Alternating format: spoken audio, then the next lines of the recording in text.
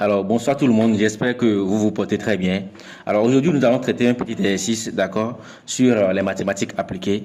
Alors, c'est le premier exercice d'un devoir d'un collège de la place. Donc, voici le schéma que l'exercice a donné, d'accord. Nous avons les données qui sont ici et nous avons les différentes questions. La première question demande à ce qu'on détermine le courant I, c'est-à-dire ce courant qui est dans l'impédance Z, par la méthode de Kirchhoff.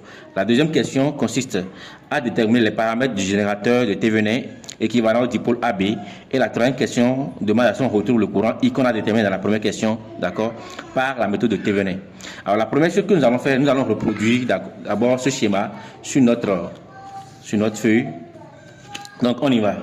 Donc nous avons l'impédance Z1 qui est ici.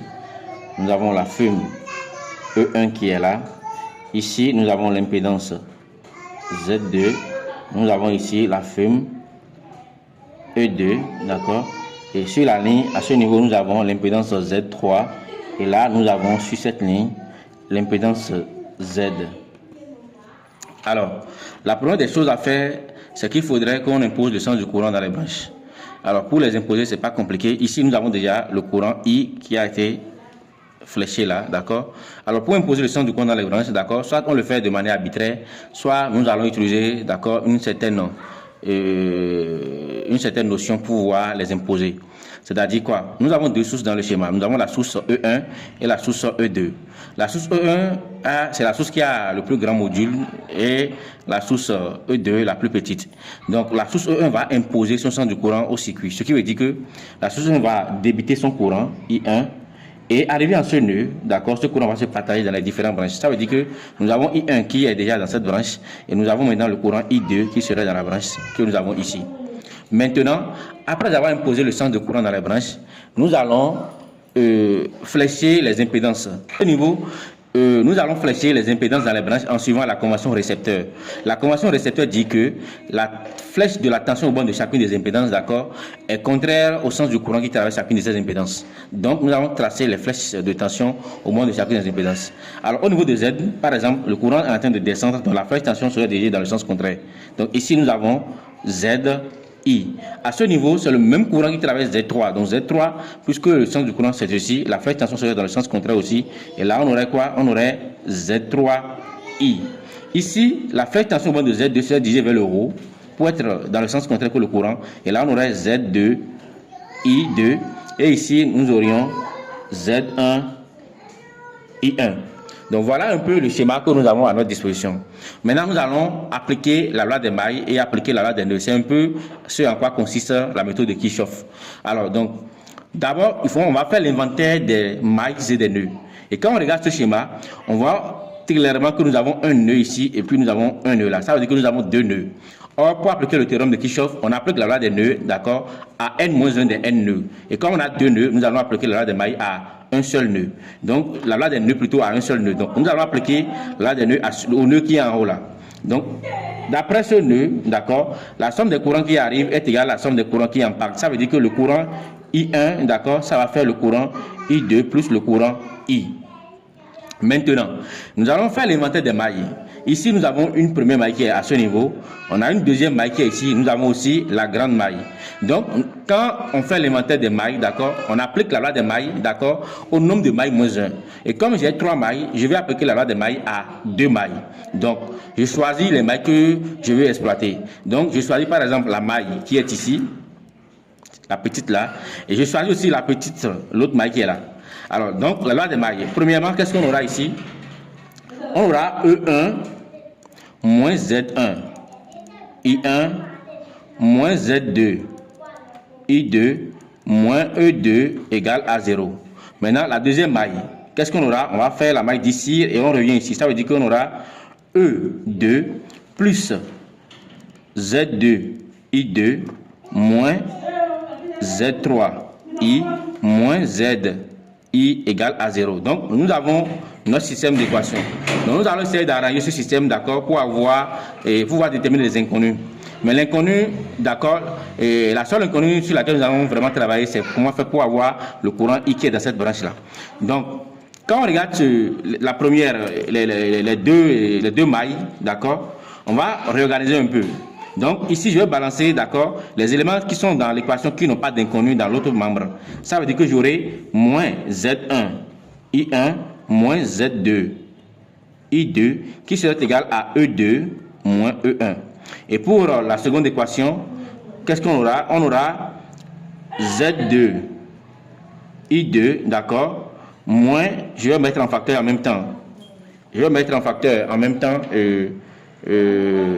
le courant I qui est ici, ça va faire moins Z3 plus Z, le tout fois I, qui est égal à moins E2. Alors, qu'est-ce qu'on va faire? Quand on regarde dans le schéma, on constate clairement que nous avons trois inconnus. On a I, I2 et I1. Alors, donc, nous allons travailler sur les équations pour obtenir deux inconnus. Donc, à nous de choisir l'inconnu, d'accord, les inconnus qu'on aimerait avoir. Premièrement, il faudrait forcément qu'il y ait l'inconnu I, parce que c'est ça qu'on veut déterminer. Donc, ici, on peut choisir de faire partie peut-être I1 de l'équation, puisque en bas, nous avons déjà I2 là. I2 encore ici, donc on peut laisser. Et là, on va choisir de faire partie I1. Donc, pour faire partie I1, on peut exploiter maintenant la loi des nœuds qu'on avait déterminée ici et remplacer ça dedans. Donc, tranquillement, quand je prends l'équation, la première équation et que je remplace I1 dedans, je remplace I1 par I2 plus I dedans, j'aurai moins Z1 facteur de I2 plus I moins Z2 I2 qui est égal à E2 moins E1. Alors, donc quand je vais revenir en bas, j'aurai toujours Z2 I2 moins Z3 plus Z, le tout fois I qui est égal à moins E2. Alors, ici, je vais développer, je vais reprendre la première équation seule et travailler avec. Donc, je reprends cette équation, je développe et puis je réorganise. J'aurai moins Z1 I2 moins Z1 I moins Z2 I2 qui est égal à E2 moins E1. Maintenant, qu'est-ce que nous allons faire? On va essayer de réorganiser. Donc, on va mettre les parties ayant les mêmes inconnus ensemble. Et si on va le faire, c'est qu'on aura moins Z1 plus Z2, le tout facteur de I2, moins Z1 I, d'accord, qui est égal à E2 moins E1. Alors, pour ne pas avoir trimballé trop de signes moins dans l'équation, on peut multiplier le tout par moins. Et si on le fait, c'est qu'on aura finalement Z1 plus Z2, le tout fois I, I2, d'accord, plus Z1 I qui est égal alors à E1 moins E2. Donc, je vais reprendre mes équations. On reprend nos équations tranquillement ici. Qu'est-ce que j'aurai? En haut, j'aurai Z1 plus Z2, le tout fois I2, plus Z1 I qui est égal à E1 moins E2. Je prends la deuxième équation, j'ai Z2 I2 moins Z3, d'accord, plus Z, le tout fois I qui est égal à moins E2. Donc, nous avons un système d'équations à deux inconnus, mais il faudrait d'abord remplacer les valeurs dedans. Donc, pour remplacer les valeurs, je vais reprendre tranquillement, d'accord, l'épreuve et voir les données. Déjà, E1, E2, les grandeurs, en fait, au niveau de l'exercice, n'ont pas été données sous la forme algébrique. Au niveau des tensions plutôt, cette tension n'a pas été donnée sous sa forme algébrique. Celui-ci, les deux derniers, Z1 et Z2, les impédances Z2 et Z2 sont données sous la forme algébrique. La tension E1, c'est sous... on écrit ça d'abord sous la forme trigonométrique avant de passer à la forme algébrique. Donc, qu'est-ce qu'on aura? On aura ici E1 qui est égal. On va prendre le module. Le module, ça fait 10, d'accord, facteur de cosinus de pi sur 2, plus J sinus de pi sur 2. Alors, cosinus de pi sur 2, ça donne 0. Sinus de pi sur 2, ça fait 1. Ça va faire 1 fois J, ça fait J ici, fois 10, ça fait 10J. Donc, on aura E1 qui est égal à 10J. Après, on fait la même chose pour E2. Le module de E2, c'est 5. Ça fait 5 facteurs de cosinus de moins pi sur 2 plus J sinus de moins pi sur 2. Alors, ça va faire sinus de moins pi sur 2, ça fait moins 1 fois J, ça fait moins J. Le cosinus de pi sur 2, c'est 0. Donc, finalement, on aura E2 qui est égal à moins 5J. Alors, nous allons aborder, comment on appelle, l'impédance Z. L'impédance Z, son module, c'est 4 racines carrées de 2. Ça va faire cosinus de l'angle qui est pi sur 4 plus J, sinus de pi sur 4. Alors, ça va être 4 racines de 2. Facteur de cosine de pi sur 4, c'est racine carrée de 2 sur 2. Sinus de pi sur 4 aussi, c'est racine carrée de 2 sur 2. Et quand on va développer, on aura racine de 2. Je fais entrer seulement la racine carrée de 2. D'abord, ça fait racine carrée de 2 sur 2. Ça fait 2 sur 2, ça fait 1. D'accord? Ici aussi, ça va donner 1. Et quand je fais partie, je vais faire entrer le 4. Finalement, j'aurai quoi? J'aurai 4 plus 4J. D'accord? Donc, nous avons Z qui est égal à 4 plus 4J. Donc, maintenant, nous avons les valeurs. Nous allons remplacer ça dans les équations. Donc, ici, qu'est-ce que j'aurai? Alors là, ça fera quoi? Nous allons remplacer les valeurs Z1. La valeur de Z1 donnée par les 6, c'est 1 plus J. Donc, ça fait 1 plus J plus Z2 qui est égal à 1 moins J. Donc, plus 1 moins J, le tout I2, plus maintenant Z1 encore, qui est égal à 1 plus J, I.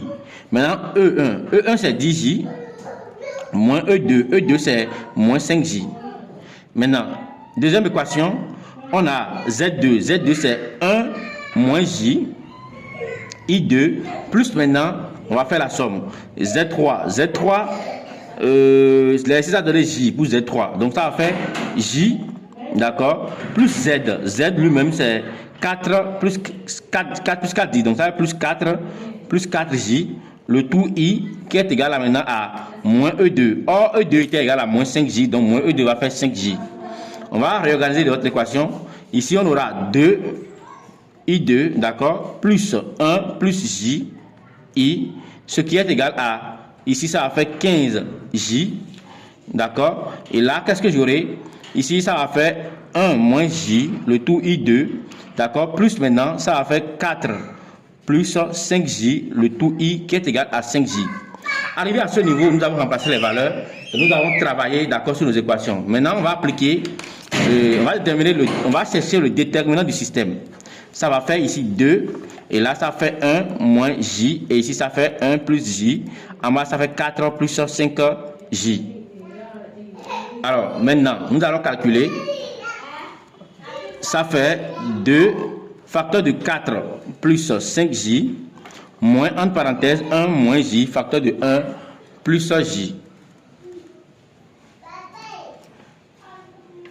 6, d'accord, plus 8 plutôt, plus 10J, d'accord, moins. Ici, ça fait A moins B, le tout au carré, donc ça va faire 1 au carré, d'accord, moins J au carré. J au carré égale pas moins 1, voilà. Donc ça va faire 8 plus 10J, plus 10J, et là, ça fait 2 moins 2. Donc finalement, delta sera égal à quoi? Ça sera égal à 6 plus 10J. 6 plus 10J. Maintenant, on va chercher le déterminant qui correspond à I. Donc, le déterminant qui correspond à I, ça fait D de I qui est égal à... ça va faire 2, 1 moins J. Et là, ça fait 15J. Et ici, ça fait 5J. Donc, finalement, ça va faire 2 facteur de 5J moins 15J facteur de 1 moins J. Ça nous fait 10J. D'accord? Moins 15J. Et après, ça va faire... ça fait plus, ça fait moins 15. Donc, on va arranger. Ça va faire moins 15. D'accord? Moins 5J. Ça, c'est D de I. Maintenant, pour avoir I, qu'est-ce qu'on fait? I va faire D de I, d'accord, divisé par delta. Donc, ça fait moins 15. Moins 15, moins 5J, le tout sur 6 plus 10J.